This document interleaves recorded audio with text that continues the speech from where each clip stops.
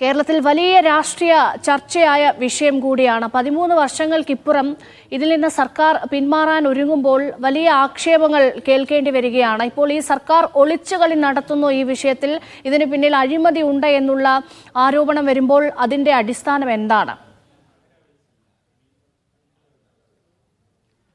നമുക്കറിയാം, കേരളത്തിൽ വലിയ രീതിയിലുള്ള ചർച്ചകൾക്ക് ഇടം പിടിച്ചതാണ് സ്മാർട്ട് സിറ്റി പദ്ധതി എന്നുള്ളത്. ഉമ്മൻചാണ്ടി സർക്കാരിന്റെ കാലത്ത് ആശയം രൂപപ്പെടുകയും VS സർക്കാരിന്റെ കാലത്ത് കരാർ ഒപ്പിടുന്നതിലേക്ക് പോവുകയും ചെയ്തു. അതുപ്രകാരം ടീകോമിന് അന്ന് 240 ഏക്കർ സ്ഥലമാണ്, കണ്ണായ സ്ഥലം എന്ന് വേണമെങ്കിൽ പറയാം, ആ സ്ഥലമാണ് IT വികസനത്തിന് വേണ്ടി പതിച്ചു നൽകിയത്. ഇതിൽ തന്നെ 69 ലക്ഷം ചതുരശ്ര അടി കെട്ടിടം 10 വർഷം കൊണ്ട് നിർമ്മിക്കും എന്നുള്ളതായിരുന്നു വാഗ്ദാനം. പക്ഷേ ഈ 13-ാം വർഷത്തിലേക്ക് എത്തുമ്പോഴും ആ വാഗ്ദാനത്തിന്റെ 10% പോലും പൂർത്തീകരിക്കാൻ ടീകോമിന് കഴിഞ്ഞിട്ടില്ല എന്നുള്ളതാണ് വസ്തുത. മറ്റൊന്ന്, 90,000 പേർക്ക് സ്ഥിരമായി തൊഴിലവസരങ്ങൾ സൃഷ്ടിക്കും എന്നും പറഞ്ഞിരുന്നു. അതും 10,000-ൽ താഴെ എന്ന നിലയിലാണ് ഇപ്പോഴും മുന്നോട്ട് പോകുന്നത് എന്നുള്ളതാണ് വസ്തുത.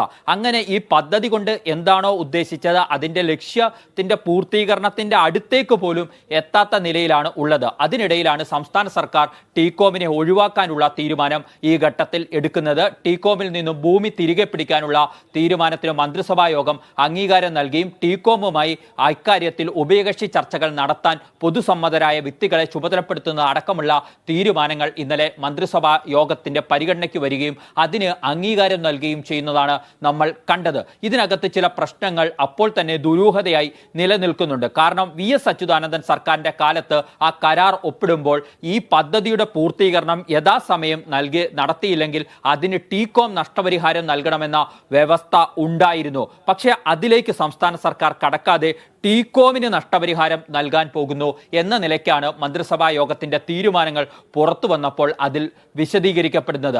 അതിൽ ഒരു പ്രശ്നമുണ്ട്. എന്തുകൊണ്ട് പദ്ധതി സമയബന്ധിതമായി തീർക്കാത്ത ടീകോമിനോട് നഷ്ടപരിഹാരം ആവശ്യപ്പെടാൻ സംസ്ഥാന സർക്കാർ തയ്യാറാവുന്നില്ല?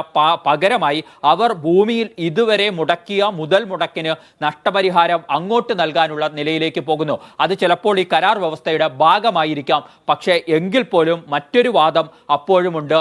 ഈ പദ്ധതി സമയബന്ധിതമായി പൂർത്തിയാക്കിയില്ലെങ്കിൽ കേരളത്തിന് നഷ്ടപരിഹാരം നൽകണമെന്ന വ്യവസ്ഥ ഈ കരാറിൽ VS അച്യുതാനന്ദൻ സർക്കാർ ഒപ്പിട്ട കരാറിലുണ്ട്. എന്തുകൊണ്ട് പിണറായി സർക്കാർ ആ വ്യവസ്ഥയിലേക്ക് പോകുന്നില്ല എന്ന ചോദ്യത്തിന് ഇതുവരെയുമുള്ള വിശദീകരണങ്ങൾ മന്ത്രിമാരടക്കമുള്ളവരുടെ ഭാഗത്തു നിന്നും ഉണ്ടായിട്ടില്ല എന്ന് മാത്രമാണ്. പദ്ധതി ടീകോം യഥാസമയം പൂർത്തീകരിക്കുന്നില്ല.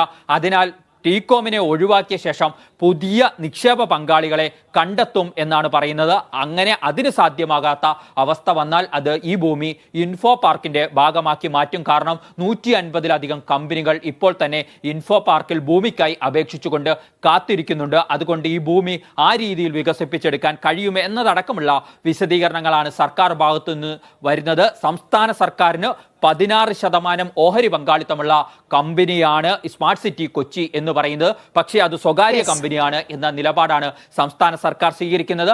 അതുകൊണ്ട് വിവരാവകാശത്തിന്റെ പരിധിയിൽ പോലും ഇതിനെ ഉൾപ്പെടുത്താതെ അതുപ്രകാരം ലഭിക്കേണ്ട രേഖകൾ പോലും മറച്ചുവെക്കുന്ന സമീപകാല അനുഭവങ്ങൾ